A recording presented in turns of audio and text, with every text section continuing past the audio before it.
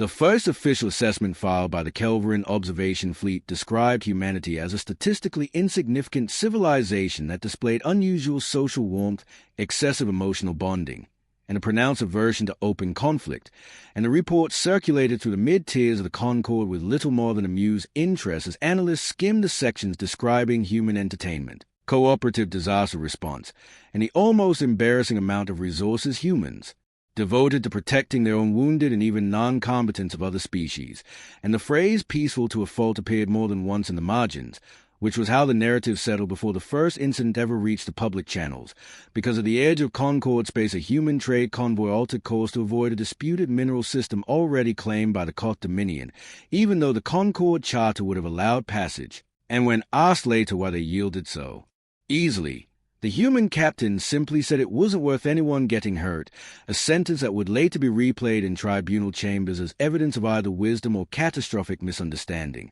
depending on who was speaking. And so the galaxy went on believing that humans would bend before they would break, that they preferred compromise to confrontation, and that their fleets were modest because they lacked ambition rather than because they chose restraint. And it was within this context that Admiral Saresh of the Koth Dominion authorized Operation Nightfall. A limited strike meant not to conquer but to correct behavior, because the Koth believed that fear was a language every species understood and that a sharp demonstration would teach humanity its place. And the targets were selected carefully, 3 listening posts and a logistics hub along a sparsely populated frontier. Installations chosen precisely because they were not military centers, because the Koth assumed humans would protest, issue statements, maybe withdraw further, and then negotiate from a position of weakness. And when the Koth fleets emerged from fold space and fired, the strikes were devastatingly efficient, clean energy lances cutting through habitats and relay towers, and the humans did not fire back, because there was nothing there to fire with,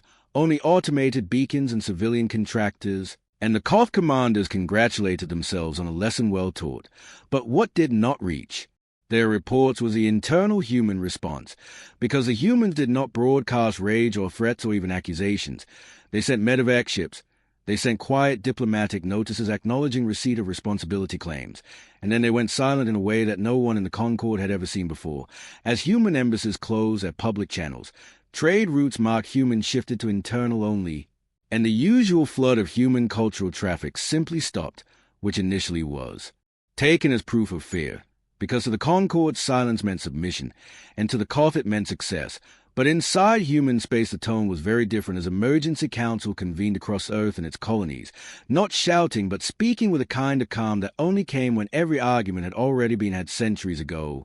And in those rooms men and women with tired eyes reviewed doctrines that had never been shared beyond classified archives, doctrines built not on conquest but on deterrence through obscurity. And General Elena Park, who had spent her career ensuring those doctrines were never needed, listened as casualty numbers scrolled past, and then said quietly that the Koth had crossed the threshold that humans themselves had once sworn never to cross, the targeting of non-combatant infrastructure as a lesson, and that meant the old assumptions no longer applied, and orders went out that did not look dramatic on paper, but triggered movements across hundreds of systems as shipyards that had been publicly idle shifted to full production, fleets that had been catalogued as patrol forces separated and reassembled into formations that Concorde intelligence would later struggle to understand, because they were not built around massive capital ships but around layered redundancy, speed, and something else the Concorde had never prioritized, autonomy. And as this was happening, Ambassador Thomas Reed met with the remaining Concorde representatives who demanded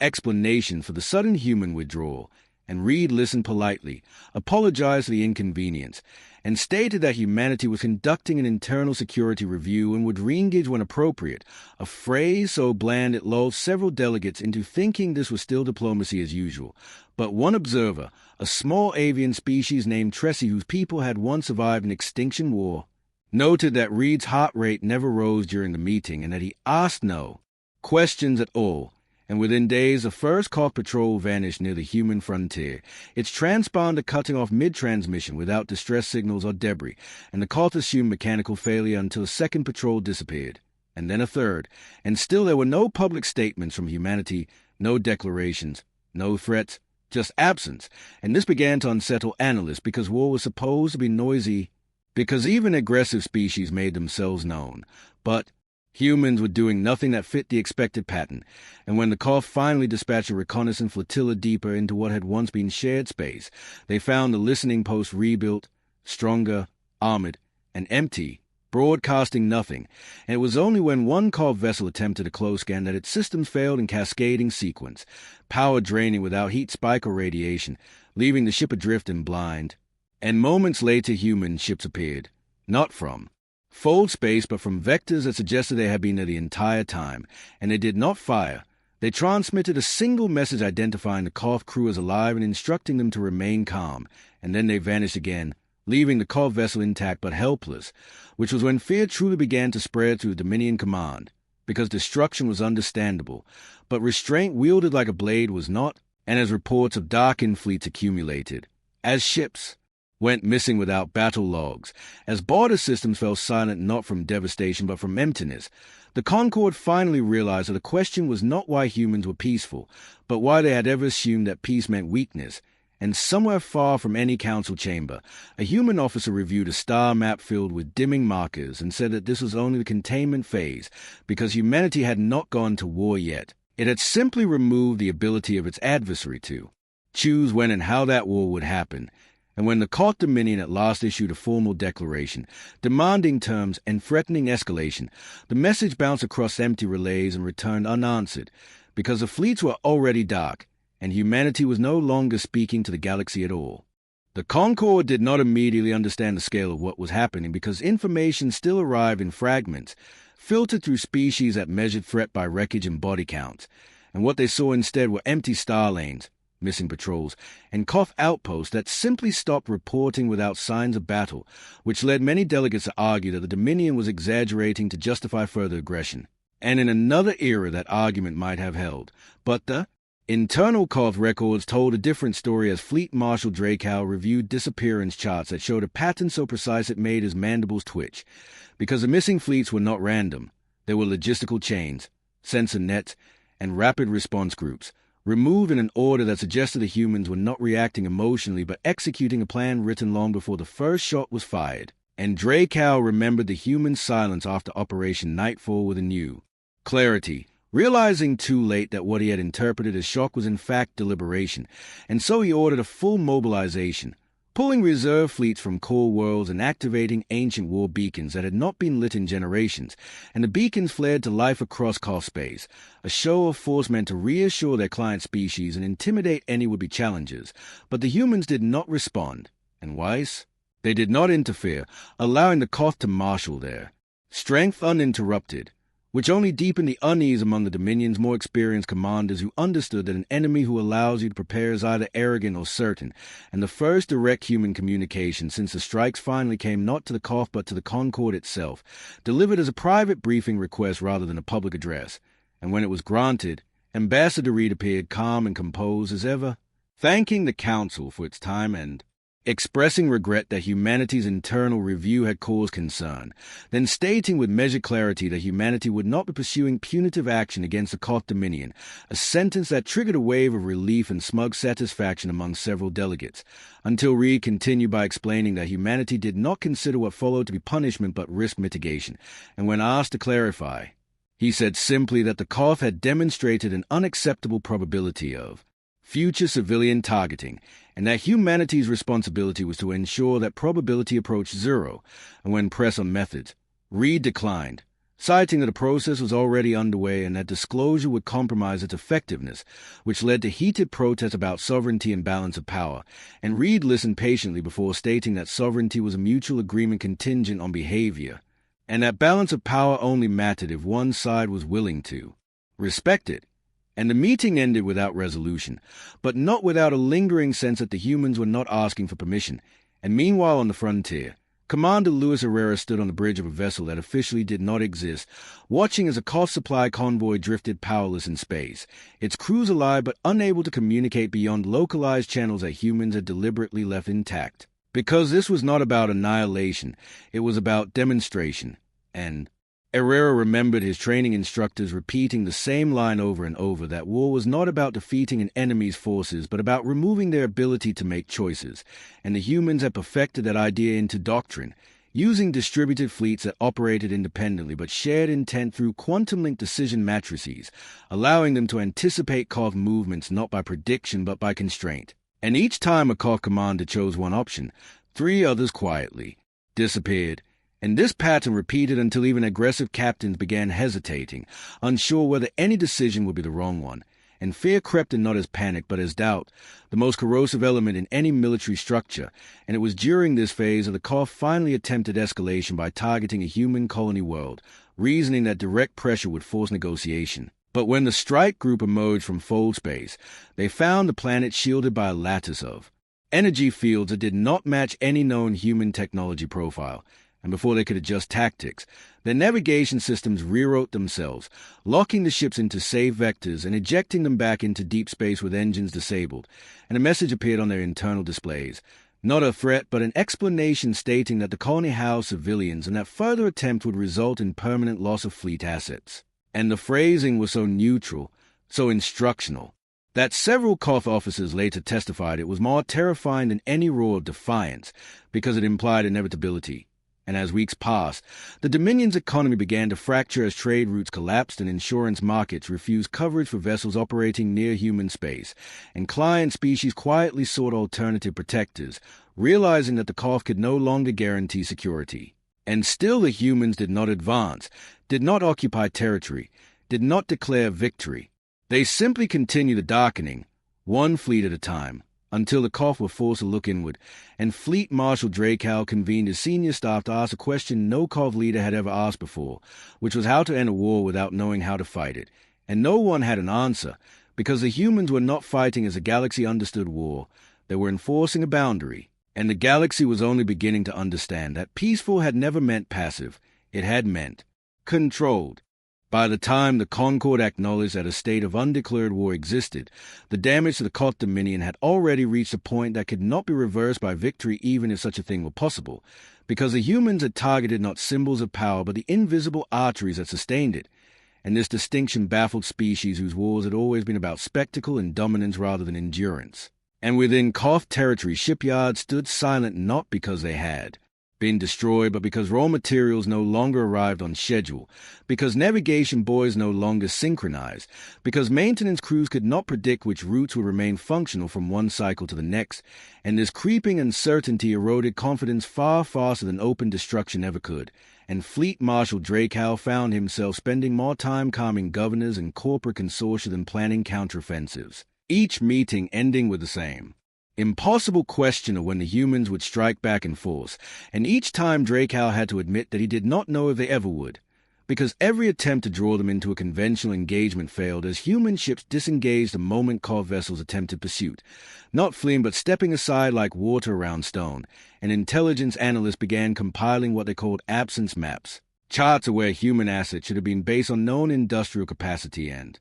population, and the blank spaces terrified them more than any confirmed sighting, because it implied that humanity had built an entire layer of military infrastructure that had never been shown, never paraded, never hinted at in diplomacy, and when Concord observers finally gained access to fragments of human doctrine through leaked archives and intercepted training materials, they struggled to contextualize concepts like graduated response oppression and strategic patience windows, phrases that suggested humans measured conflict on timelines far longer than most species' lifespans, and this realization forced a re-examination of first contact history, because humans had never been newcomers scrambling to catch up. They had arrived already, having survived their own internal wars, and having decided collectively that survival depended not on being the strongest voice in the room, but the quietest presence capable of ending the argument if necessary, and this philosophy manifested most clearly when a Koth task force finally managed to corner a human patrol group near the edge of a debris field, believing numerical superiority would force a decisive encounter, and for the first time human ships did not withdraw. They held position as Koth weapons charged and commanders prepared to make an example, and then space itself seemed to misbehave as the debris field shifted in impossible vectors, fragments accelerating without propulsion, forming a moving barrier that disrupted firing solutions and forced Koth ships into defensive maneuvers, and in the confusion, the human vessels transmitted a single data burst containing navigational corrections, environmental warnings, and an advisory that remaining in the area posed an unacceptable risk to all crews, and when the Koth ignored it, the field collapsed inward, not violently but decisively, pinning Koth ships in place while human vessels slipped through gaps that did not appear on any sensor. And once again the humans did not destroy their enemies. They left them immobilized and alive, a choice that enraged younger Koth officers who saw it as mockery but unsettled veterans who understood it as message. And across the Dominion, dissent began to surface as subject species questioned why their fleets were vanishing while humans continued to operate freely.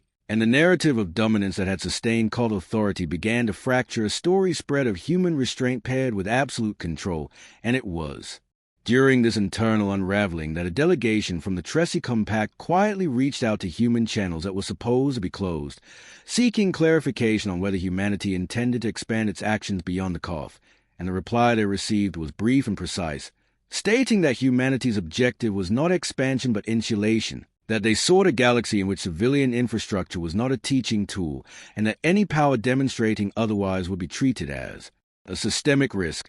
And this framing shifted the conversation across neutral space as smaller species began to reassess alliances, realizing that humanity was offering not protection in the traditional sense but predictability, a promise that certain lines would never be crossed without consequence, and back within human command structures. General Park reviewed progress reports showing that Koth fleet readiness had dropped below sustainable thresholds, and she authorized the next phase not with triumph but with visible reluctance, because the goal had never been to humiliate the Dominion but to end its capacity for coercion, and that meant stepping into the open at last. And so, for the first time since the silence began, coordinated human fleets appeared simultaneously across multiple contested systems, not attacking but broadcasting presence, each formation positioned to interdict movement without firing a shot. And the galaxy watched in stunned quiet as the humans finally showed themselves, not as conquerors, but as the unseen hand that had already decided the outcome. And the realization spread that the fleets had gone dark not because humanity was peaceful,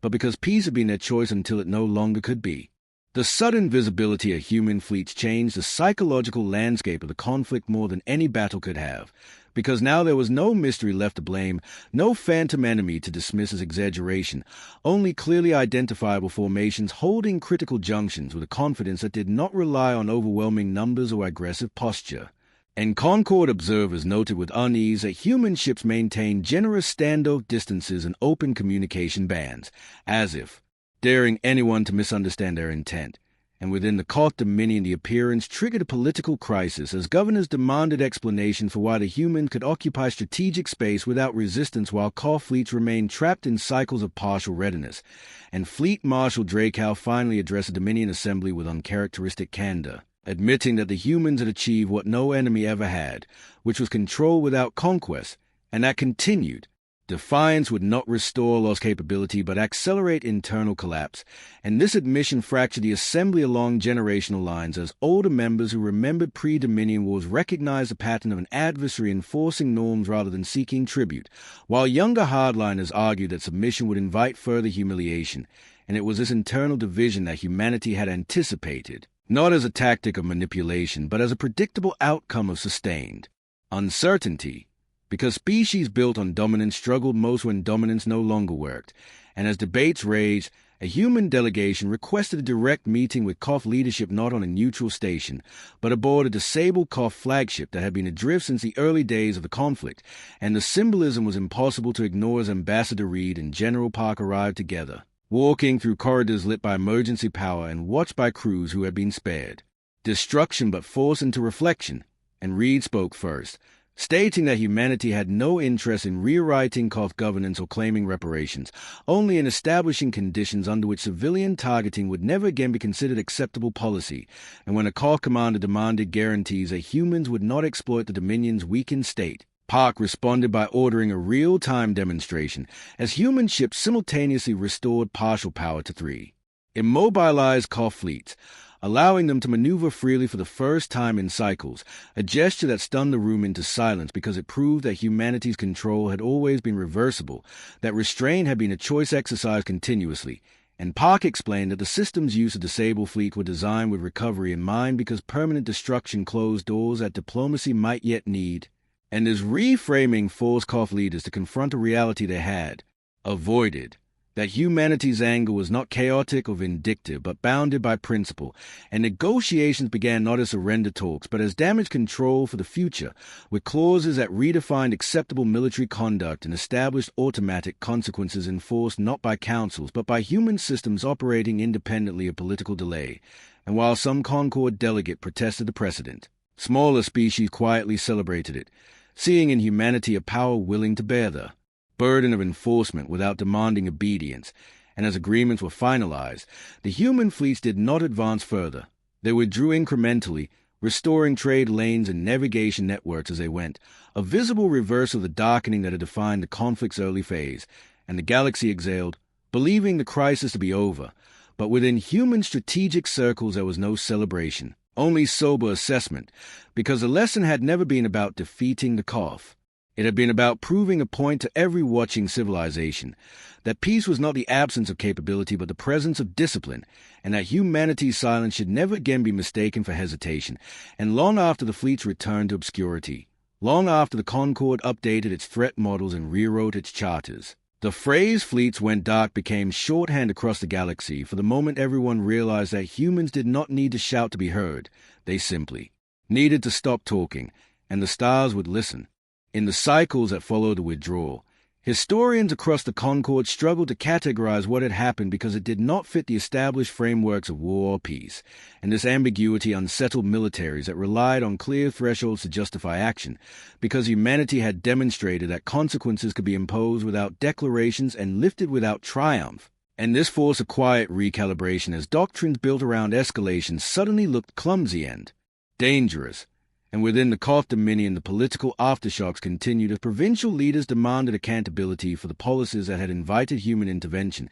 leading to investigations that uncovered how deeply the belief in intimidation had been woven into Koth identity, and the revelation that fear no longer worked did more damage to their cohesion than any battlefield loss could have. While among the human colonies, the public narrative remained restrained, memorials were held for the civilians lost in Operation Nightfall, names were read, families were supported, and officials spoke plainly about the cost of restraint and the responsibility it carried, and there were protests from citizens who wanted justice defined as punishment, but there were more who accepted the argument that safety bought with endless retaliation was not safety at all, and this internal consensus mattered because it anchored the policy that followed, a policy that humans described not as dominance but as guardianship of norms, and it manifested in subtle ways as human traffic resumed. Embassies reopened with expanded mediation teams, and trade agreements included clauses that referenced automated consequence frameworks rather than sanctions, language that unsettled negotiators because it implied enforcement without debate.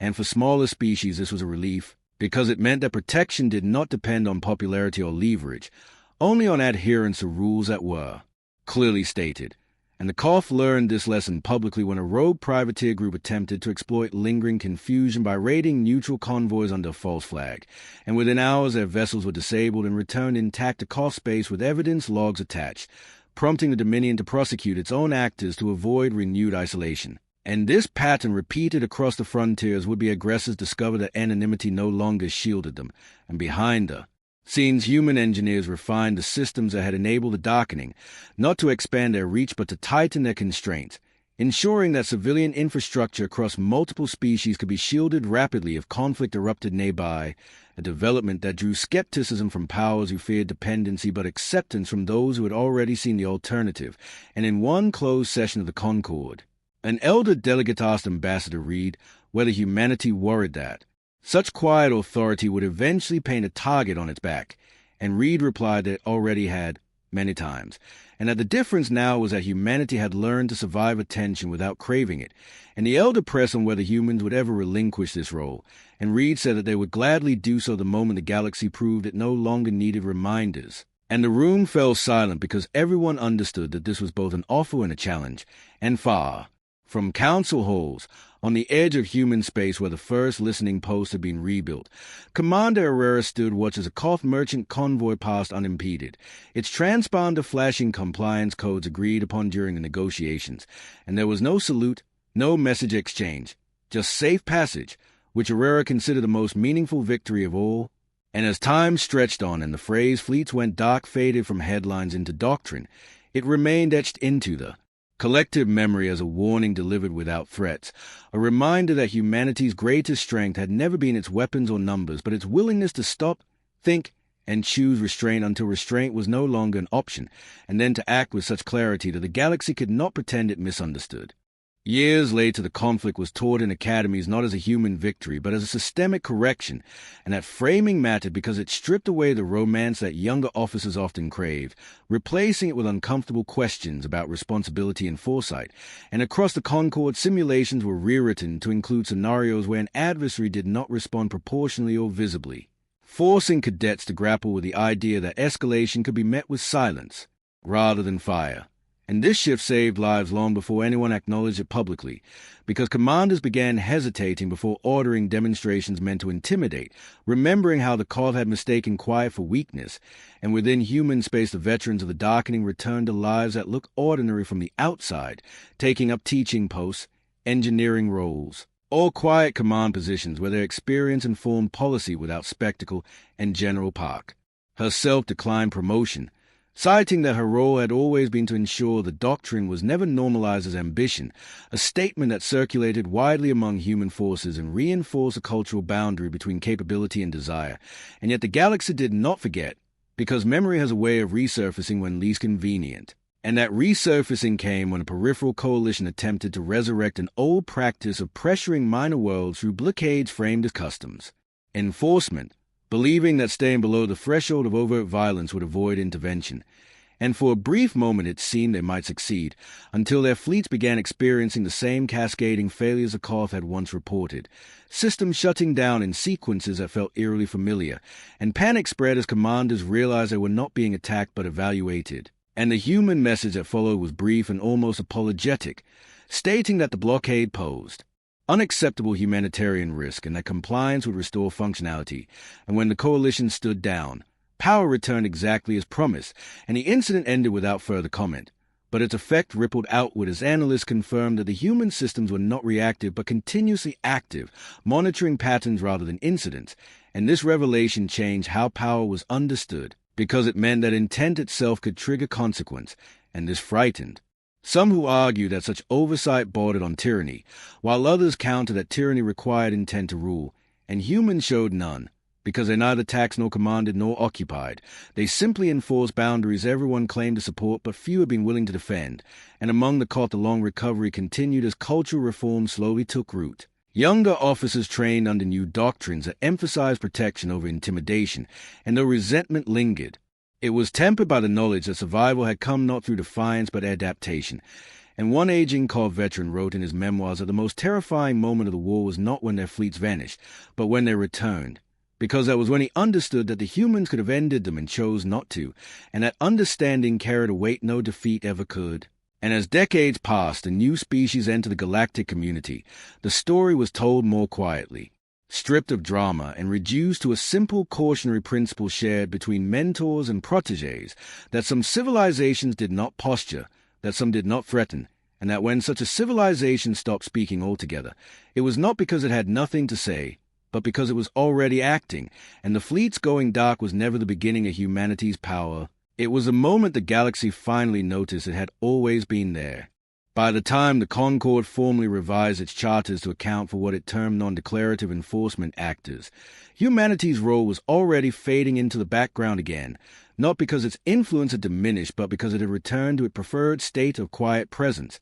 and this return unsettled newer powers who had grown accustomed to the clarity of visible human fleets, because absence now carried meaning again, and diplomats found themselves recalibrating language to avoid even the appearance of civilian leverage, knowing that intent itself was now legible in ways it never had been before. And within human strategic culture this period was marked by an intense internal debate about limits, because power that functioned best when unseen also risked becoming unexamined. An oversight council composed of civilians, veterans, and ethicists met regularly to review intervention logs, not to justify actions but to question them, and several proposed responses were deliberately vetoed, allowing suffering to continue marginally longer in exchange for preserving the principle that humanity would not become an omnipresent arbiter of every injustice, a restraint that frustrated allies but preserved credibility. and this distinction mattered when a crisis emerged beyond former Koth space where a fragmented empire began collapsing inward, its fleets turning on each other as supply chains failed,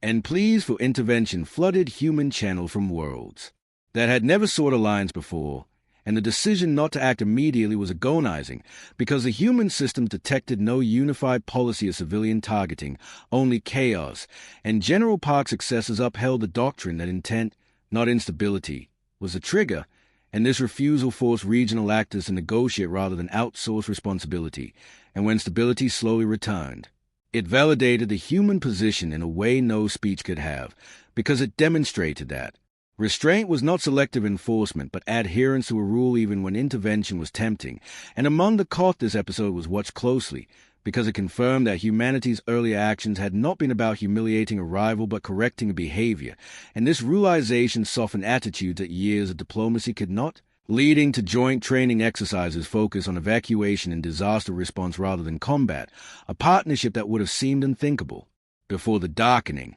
And it was during one such exercise that a Koth cadet asked a human instructor why their fleets had vanished instead of striking back immediately, and the instructor answered without ceremony that anger made people sloppy and that humanity had learned long ago that the moment you rush to be seen is the moment you lose control of the outcome. A lesson drawn not from alien wars but from humanity's own history of internal conflict, and this passing of perspective rather than tactics became humanity's quiet legacy, because it reshaped how future officers across species thought about power. And still there were those who tested the boundary, because there always are, and when a distant hegemon attempted to shield its actions behind legal technicalities while starving a rebellious moon, the human response was measured and devastatingly precise, rerouting supply drones and disabling enforcement craft without touching the hegemon's core fleet, making the cost of cruelty immediate while leaving room for face-saving retreat, and the hegemon complied publicly while privately fuming. But it did not retaliate, because it had seen the data,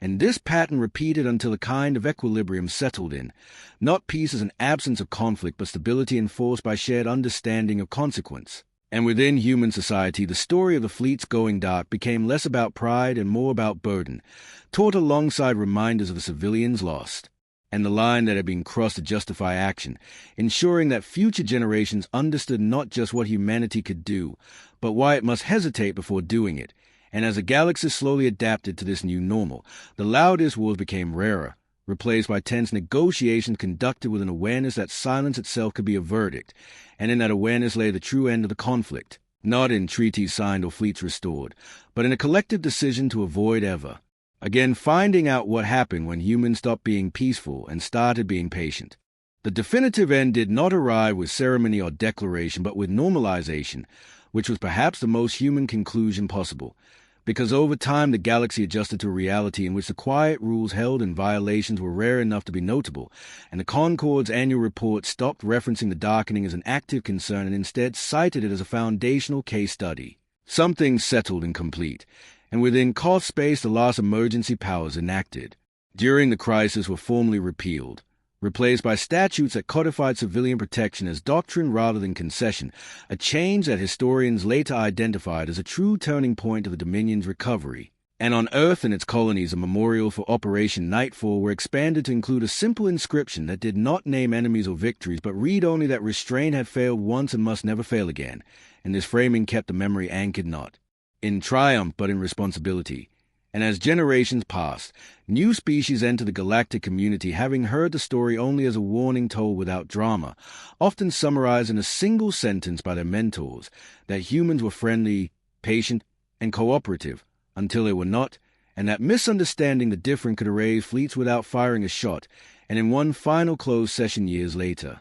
Ambassador Reed, older and preparing to retire, was asked whether he believed the galaxy had truly learned the lesson, and he answered honestly that learning was never permanent, that vigilance replaced certainty, and that humanity would continue to choose peace every time it was offered in good faith, but would never again confuse peace with vulnerability. And when he left the chamber, there was no applause, only quiet acknowledgement, because by then the galaxy understood that the absence of noise was itself the measure of success, and so the story ended not with conquest or submission, but with an unspoken agreement upheld by memory and capability, a balance maintained by the knowledge that once, when humans were thought peaceful and therefore safe to provoke, the fleets went dark, and the galaxy learned that silence could be the loudest answer of all.